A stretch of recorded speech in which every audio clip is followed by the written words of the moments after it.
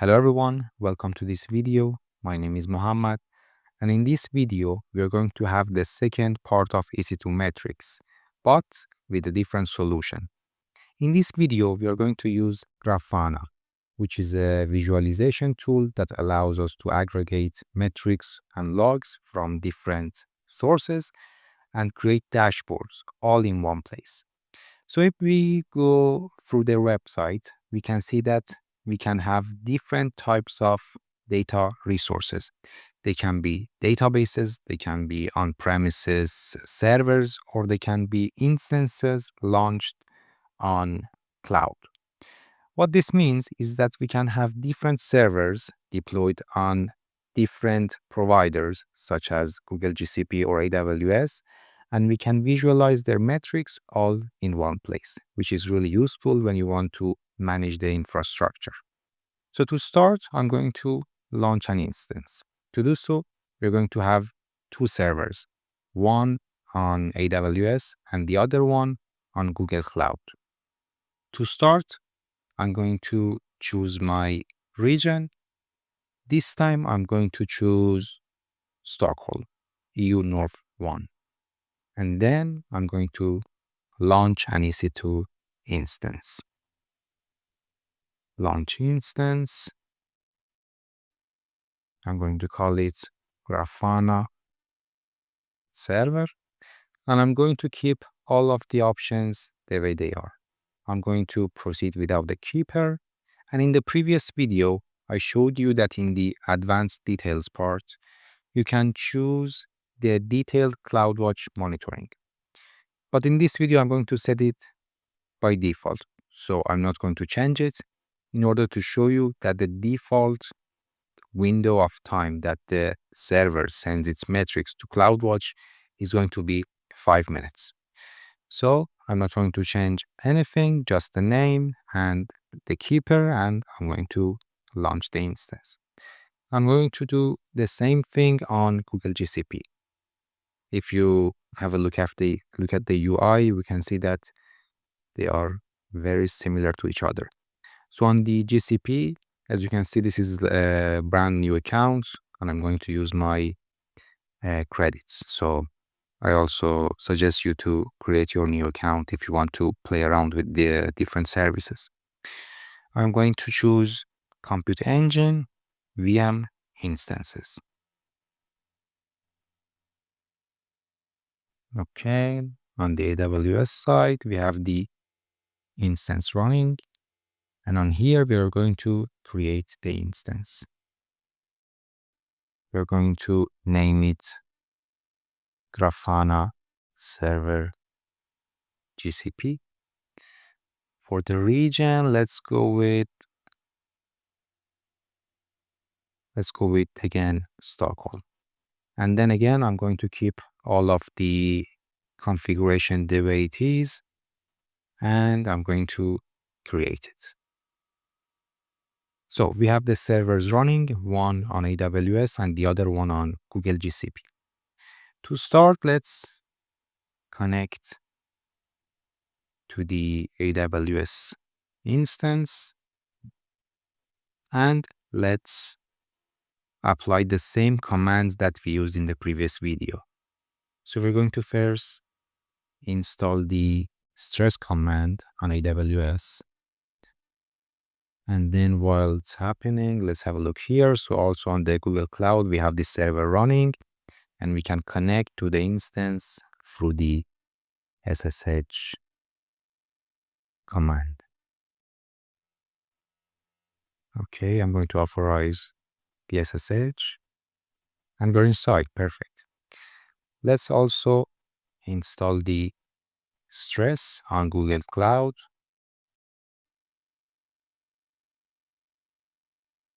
Okay, so it's already installed on the AWS and also on the cloud, on the Google Cloud. Perfect. So let me just take this command and paste them here. So let's do this. Let's, for the Google Cloud, use the CPU resources for 600 seconds or 2 minutes.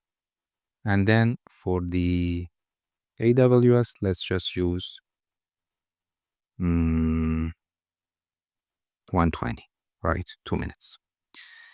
Okay, so we have the servers running, one on AWS, one on Google GCP, and we're going to use their CPU resources. Let's start. Okay, so in the meantime, let's go through Grafana. So with Grafana, you can go to the downloads, OSS, Grafana, and then you can choose whether you want to install it on Linux, Windows, or Mac. Personally, for this video, I'm going to go with Docker since it's much easier and I don't want to log in into my main account of Grafana. And as we know, when we launch a software with Docker, when we close it and when we shut down the container, all of the data is going to be lost. So that's something that you should be careful about. So let me see if the Docker is up. No, let me have the Docker on in the background so we can use the Docker command to run the Grafana. Whether you create it by Docker or you download it for different operating systems, you're going to use the port 3000 on the web browser. So I have the Docker running, and let me just use the PowerShell, and I'm going to use this command here. So the one on the bottom allows me to run the Grafana image and create the container without any storage mounted on it. So if you want to later use the same configuration for your Grafana and use it for all the time, let's say, you can use this one on the top, which basically is going to create a storage amount, a storage called Grafana storage, and then mount it to this path on the container. I'm going to later create a video on Docker and explain you all of the details that you can see here, but for now, we can just use this command. Docker run -d, the name of the image is going to be Grafana. It's going to forward the port of 3000 to 3000, and it's going to pull this image. Let's go. It's unable to find it, so it's going to download it from the Docker Hub, and then it's going to run it inside the container. So meanwhile, let's have a look at the servers. It's still using the CPU resources, and then on the AWS, it's already finished. Okay. So let me also show you this here. In the previous video, I showed you when we have the monitoring enabled, it sends the metrics each 1 minute. But when it's disabled, it works on the default value. So now it sends it every 5 minutes. Okay, and let's see if we can see the graphs here. So it's working. We have the metrics transferred. And let me check. Okay, so we have the Grafana installed. Let's go here and go to localhost on port 3000. Perfect. Now we have the Grafana installed. So if you log in for the first time using Docker, the username and the password is going to be admin. So you can log in, and then it asks you if you want to change your password. But remember, since we opened this container without mounting any storage, even if we change the password, it's going to be deleted later. So I'm just going to skip it for now. So this is the UI for Grafana. As we can see, it has different features here for us. The alerting, which is like the alarm that we saw in the previous video. But first, let's define a data source. So as we can see, I went to the data sources, add data source, and then here we can choose among a lot of different data sources. I'm going to search for CloudWatch. Okay, and then it needs an authentication, right? Because the Grafana needs a way to be able to work with CloudWatch in order to get the metrics and then later create the dashboards. To do so, we're going to go to AWS account and we're going to create a user. So I'm going to go to CloudWatch. I'm going to go to the IAM, the Identity and Access Management. I'm going to go to Users. I already have one Grafana installed, but for now I'm going to delete it. So you can just see it from scratch. So you come to IAM users, you're going to create a user, you're going to call it whatever you want. I'm going to call it Grafana. I'm going to attach a policy to it. And what do we want the user to be able to do? The only thing is to be reading the CloudWatch. So basically we're going to go with CloudWatch read only access. And that's it. It's the only policy that it needs. Next, and then create a user. We have the Grafana user created here. Then we go with security credentials and we create an access key for that user. I'm going to choose application running outside AWS. Next, and then create the key. So I'm going to take the access key, go back to Grafana. For the authentication, I'm going to choose access and secret key. I'm going to have the access key here and the secret key here. So don't worry about it. I'm going to later delete or remove all of these users so no one can use the same secrets here. And then I'm going to leave everything the way it is. The only thing is that we have to choose the default region. Now, since we deployed the instance on, let's see, the dashboard on Stockholm, it's going to be EU North 1. So I'm going to choose EU North 1 and that's it. So now when I hit save and test, it's going to test and it's successfully attached to the CloudWatch API. Now here, we can use already predefined dashboards generated for CloudWatch, right? So on the same page that we had the configurations, on the right, dashboards. I'm going to import the EC2 dashboard, which I'm going to use in order to see all of the metrics for that instance that we launched.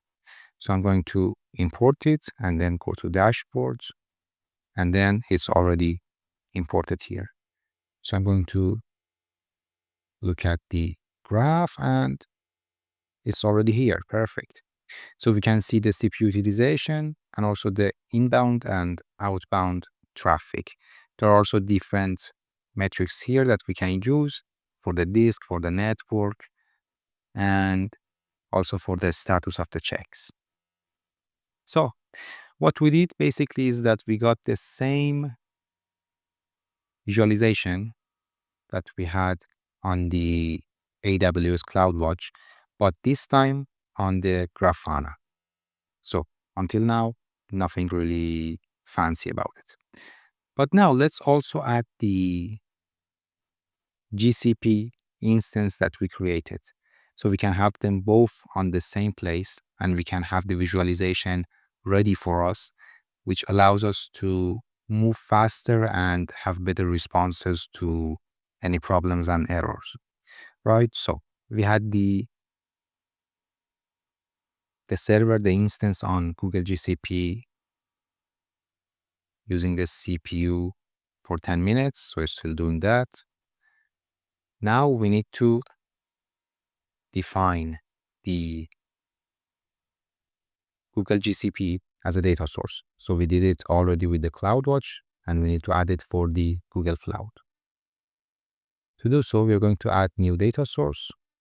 We're going to search for it. It's going to be Google Cloud Monitoring. Perfect.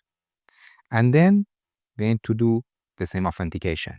But with Google, it's a bit different, right? So to do so, again, we have to go to the Google Cloud. We have to search for the IAM, the same terminology between the AWS and Google Cloud. And then I'm going to create a, here, let me search for it, service account. And then I'm going to create a service account for it. I'm going to call it Grafana. Okay. And then for the permissions, we're going to just use monitor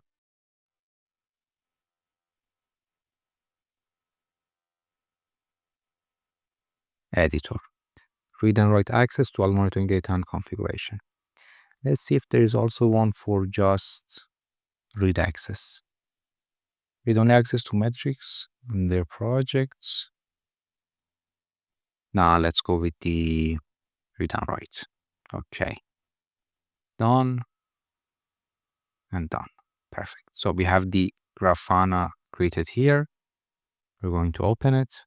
We're going to keys. So it already has a key. I'm going to add another one. I'm going to create a new key, a JSON, and it's going to be downloaded here. Okay, so this JSON file is going to do the authentication for us with Grafana. So I'm going to go to Grafana. So the instance finished with the CPU resource for 10 minutes. I'm going to paste the JSON file in here. Okay. I'm going to paste it here and done. Save and test.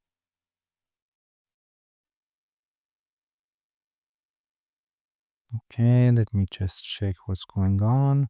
Give me a few seconds and I will be right back. So I did a little bit of research and I found out that we had to choose the monitoring viewer and it wasn't properly attached to this account. So let's save it. Let me refresh it here and hopefully it's going to be resolved. Manage access, the roles, and okay. So now let's try one more time, save and test. And it works. Okay, so the only problem was that for some reason I didn't assign this role to this account that we created. So we're going to again go to the dashboards and then the VM instance monitoring. I'm going to import it. Okay, and that's it. Now we can just simply go to dashboards, hit a refresh, and we can have a look at the EC2 and the Google Cloud instance all at the same time. Perfect. Okay. So this is going to be it. I just want to add one more thing here. As I told you, we can also have the alarm function that we used for the CloudWatch, also here in Grafana. The only thing is that you have to set up your own server in order to send and receive emails. So it's a bit challenging. It's much easier to have the alarms defined in the cloud itself and then use the dashboard here for faster visibility. I hope you enjoyed this content. If you have any questions, leave them down in the comment section. And if you enjoyed it, please leave a like. Thank you so much, and I hope to see you in the next video.